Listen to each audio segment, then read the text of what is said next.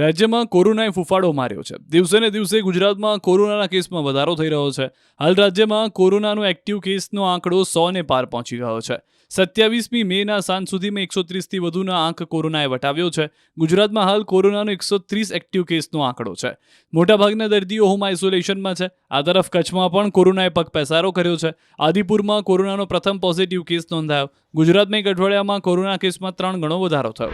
તો નર્મદા જિલ્લામાં આરોગ્ય વિભાગ સજાગ બન્યું. રાજપીપળા સિવિલ હોસ્પિટલ સહિત જિલ્લાની 35 આરોગ્ય સંસ્થાઓમાં કુલ 792 બેડ ઉપલબ્ધ કરાયા, જેમાંથી 615 ઓક્સિજન બેડ અને 25 આઈસીયુ બેડ છે.